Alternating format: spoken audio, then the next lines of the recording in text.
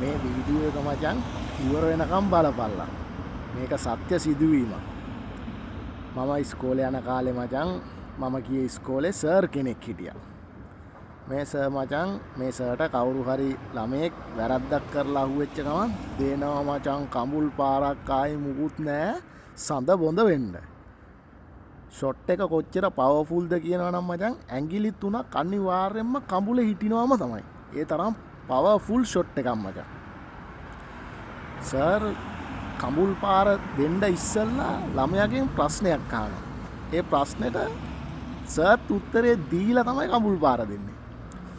වැරද්දක් කරලා අහුවෙච්ච ගමන් මොකක්ද දන්නවද අහන ප්‍රශ්නේ? කොහේ ඉඳන් දෙන්නේ කියලා අහනවා. අපේ ඉස්කෝලේ තියෙන ගමේ නෙමෙයි නම් මචං. ගමේ ඉස්කෝලට ඵලයන් කියලා තමයි කඹුල් පාර දෙන්නේ. දැන් මේකේ ලස්සන කතාව ඕක නෙමෙයි මචං. සර් ඉන්නේ ගම්පහ. සර්ට පුතෙක් ඉන්නවා. සර්ගේ පුතා ඉස්කෝලේ යන්නේ කඳානට. දැන් හිතහන්කෝ අපේ ඉස්කෝලේ කොල්ලන්ට කඹුල් පාර ගහන්නේ ගමේ ඉස්කෝලට ඵලයන් කියලා.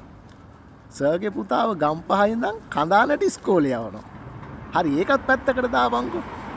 මේ කතාවේ ආතල්ම තැන තමයි මචං මේ දැන් මං කියන්න යන්නේ. මොකක්ද දන්නවද? සර් මචං ටියුෂන් ක්ලාස් එකක් කරනවා. අපි හැමෝම හිතාගෙන හිටියේ ඒක තමයි සර්ගේ මහ ගෙදර කියලා. සර් මචං ඒ ගෙදර ඉඳන් තමයි ඉස්කෝලේ ගිහිල්ලා තියෙන්නේ. සර් මචං ශිෂ්‍යත්වය පාස් වෙලා තමයි අපේ ඉස්කෝලේට ඇවිල්ලා තියෙන්නේ. හරිද? ඇත්තටම මචං ඒ සර්ගේ ගම අනුරාධපුරේ.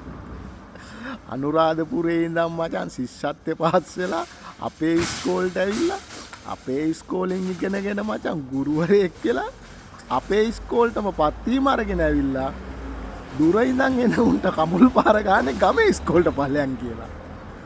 උඹලගේ ඉස්කෝලෙත් මචං ඔය වගේ සර්ලා හිටියන පාලින් කමෙන්ට් එකක් දාපල්ලා.